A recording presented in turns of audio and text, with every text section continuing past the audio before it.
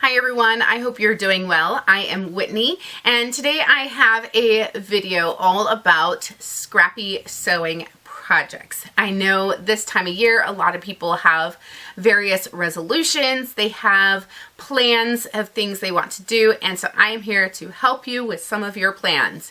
Your plans might be to help use the scraps that you have in your fabric stash so you can declutter.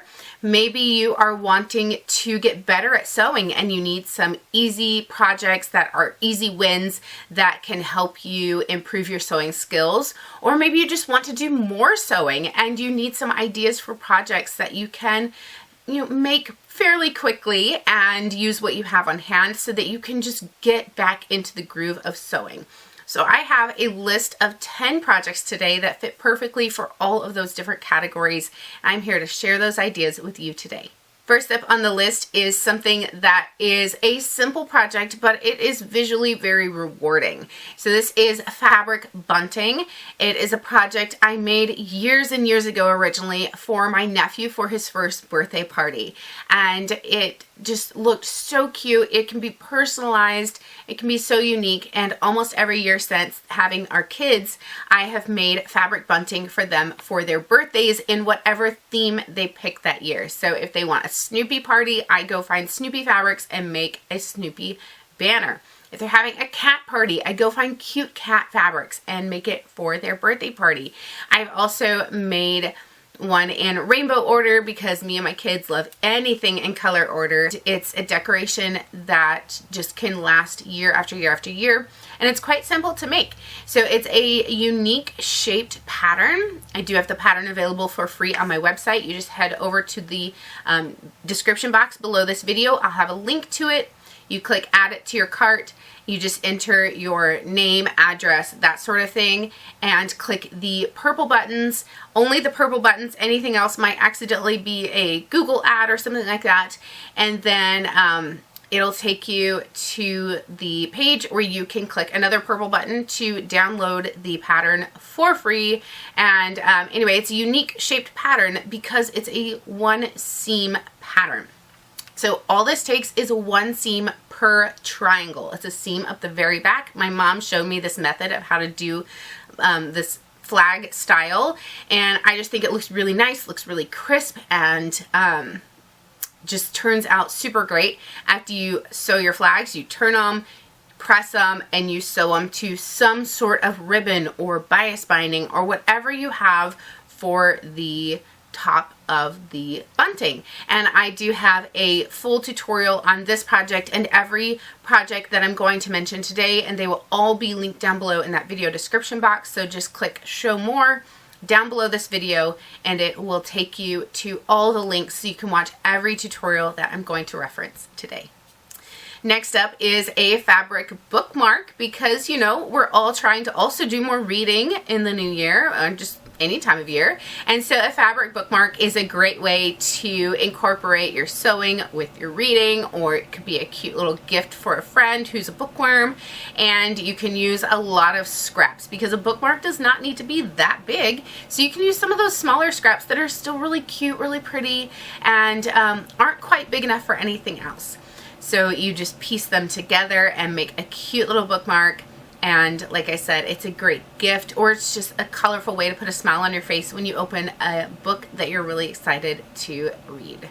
Third on my list is a lined drawstring bag. You can make a drawstring bag in any size you want. So maybe you have a scrap of fabric that's about this size. Perfect for a lined bag. If you have one a little bigger, a little smaller, perfect. You can use different fabrics for the front and back. You can use the same fabric. Whatever you have, you can use. You can also piece different fabrics together to make a piece of fabric that's big enough. And then you need outer pieces, lining pieces, and then some ribbon for the drawstring part. I have several lined bag tutorials, so I'm actually going to link a few of them down below. And you can look at them and see which one might suit your fabrics or your style or your need better. And these also are perfect for, you can store little toys and things in your own home. You can store your craft clips for sewing, or you can gift them. You can put a mason jar full of, you know, some goodies you've made into one and gift it to a friend or anything like that. Great idea to have in your back pocket for a last minute sewing project or just a simple rewarding sewing project. And speaking of sewing, you also might want to make yourself a needle book. They take very little fabric. Another project that is super great for piecing your fabric together to make a larger chunk of fabric, and then make yourself just a little needle book. I did a video on this, sorry, I was looking around to see if I could find mine. I don't see it right now. I did a video on this a few years ago, and I have used it a ton since then. Anytime I take my stitching with me, I will take projects to the library or to meetings and things, so I can be, you know, hemming a skirt, or, you know, just working on a little hand sewing project while I'm out somewhere and have a few minutes to spare. And I take my needle book and I have some craft clips clipped to the outside. I have some straight pens inside it, as well as some hand sewing needles. And so I just grab that, grab a little pair of scissors, spool of thread, and whatever I need to be sewing on, and I'm ready to go. And I know that none of my pens or needles are going to be poking out and catching on anything or poking anyone, and it is super great. And it's a simple project. My daughter made one for herself when she was either 7 or 8, I forget which one. And so if my daughter can make one, then you can too. It's a very beginner friendly project and just a wonderful, quick, scrappy sewing project.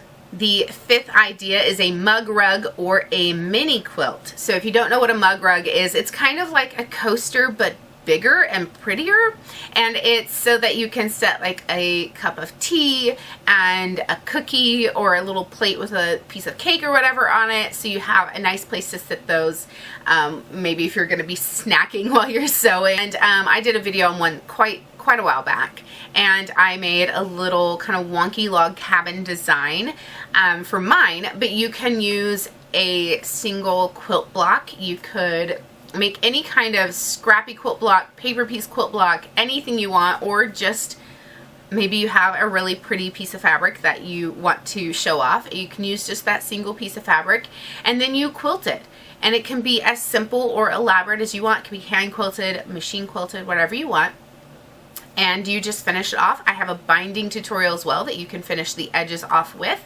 And you can use it as a mug rug, or you could hang it up as a mini quilt, whatever you like. But it's a great way if you want to test out a particular quilt block and you're not sure you love it enough to make a whole quilt, or just so many reasons why you might want to make a mug rug or a mini quilt. My next idea is a vinyl zipper bag. So this one is a little particular in the sense that you would need some vinyl on hand. But if you've been making, you know, clear bags for if you're going to go to a concert or to a game and the stadium only lets you take in clear bags, or if you just happen to have maybe a bag, a comforter came in and it's that clear vinyl and you could cut a piece out of that. But it is a simple bag with a clear vinyl front and a zipper, and it just uses a lot of you know, smaller size fabric pieces. And the one I made a few years back, I actually used to put my kids' toiletries in. So anytime they're traveling, I can just glance through the vinyl, make sure, yep, they've got their toothbrush, their toothpaste, some ponytail holders, any medicine they might need, and it's all right there in the bag, and I can easily see it. And if they're at, you know, Grandma and Pa's house, they can easily look in and see that they have everything they need. And so it's just really useful for those types of situations. Or you can put a cross stitch project in it, or anything you're working on, and be able to make sure, yep, I've got all my supplies, I'm ready to go. So yes, it does take like one specialty supply, but if you do have that on hand, the rest can be made of scraps. This next one, I believe, is the only project that I don't have a video on necessarily, and it is pillows, blankets, or quilts for dolls or stuffed animals.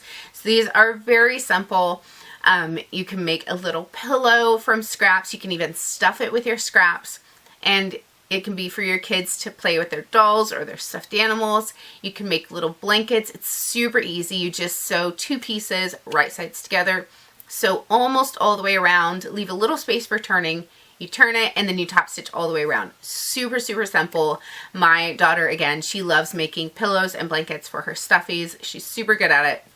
She's also even made them where she does paper piecing. So she'll get a square of fabric and she'll sew scraps all over it and then use that as her fabric for making a pillow or blanket for her stuffies, just as a way to use even smaller pieces than what you would normally be able to use for this.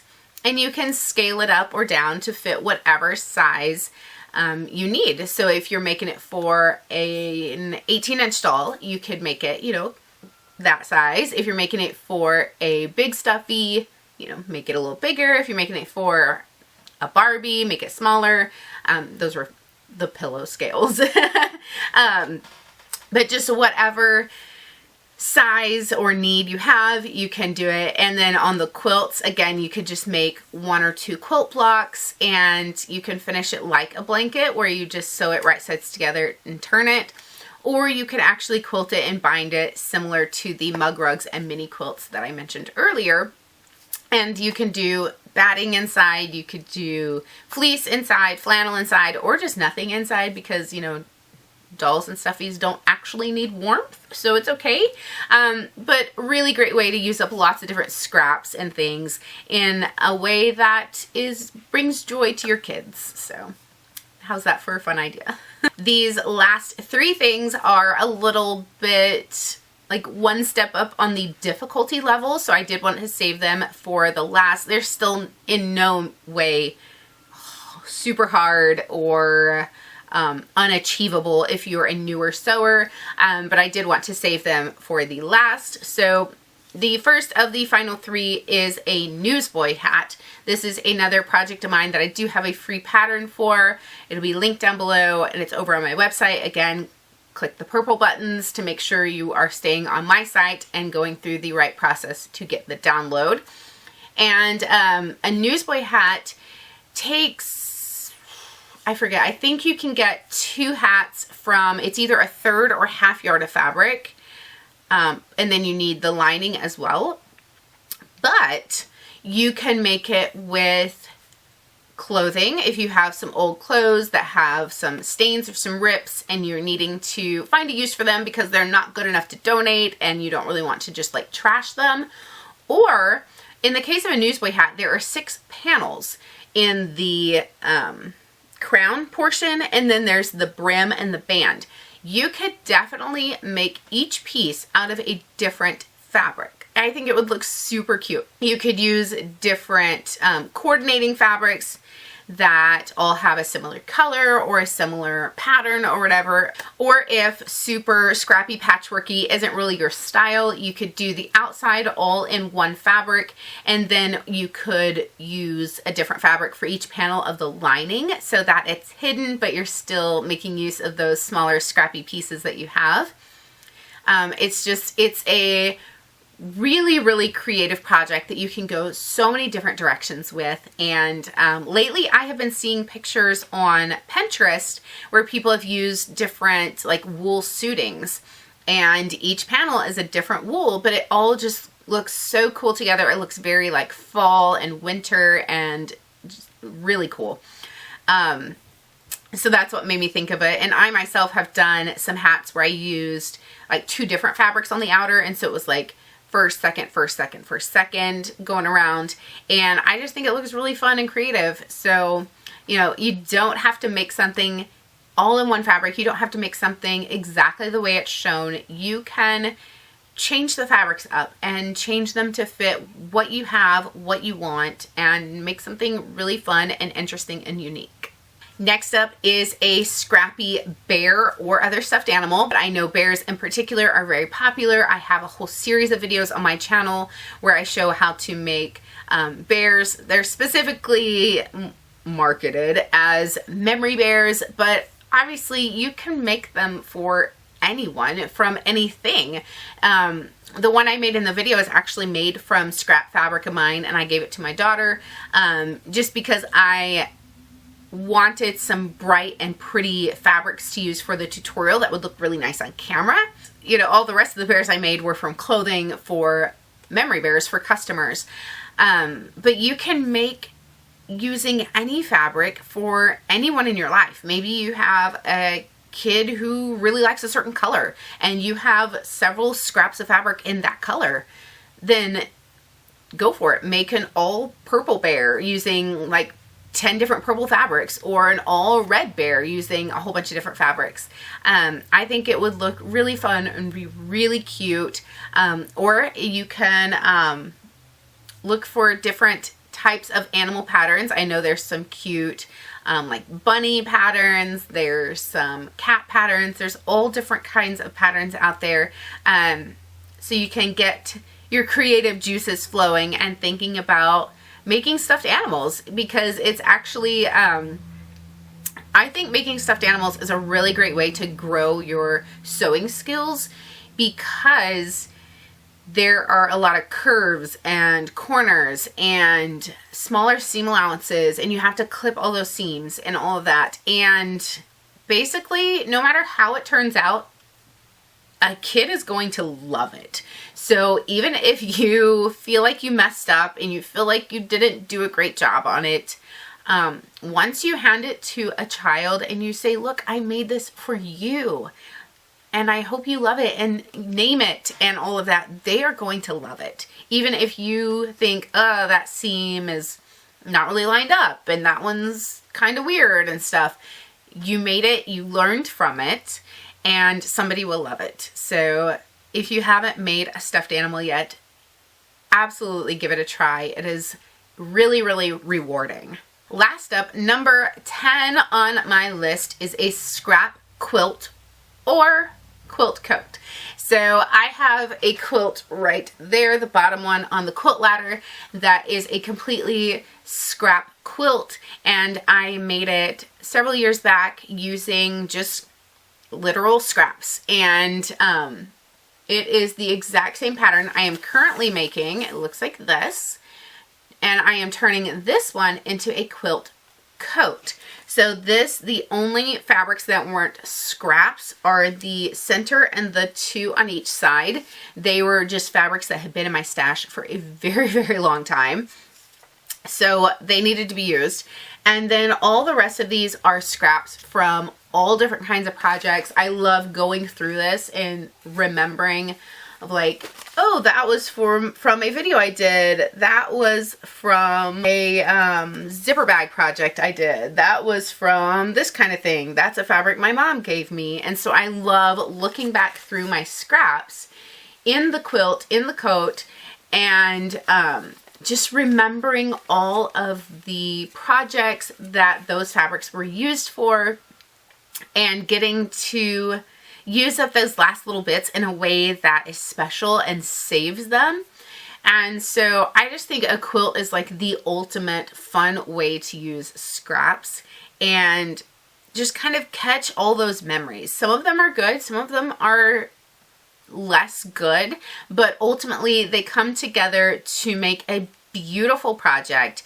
And once it's all sewn together, you simultaneously see all the fabrics and notice all the fabrics, as well as not really notice them, because from a distance you see the overall design that it makes, and that's what you focus on. And then when you come in closer is when you really see all those individual fabrics and can really start to think about the memories and just the different ways that they were used and all of that. And so I love scrappy quilt projects. And you may be thinking, a quilt, that is so big, that's so much work.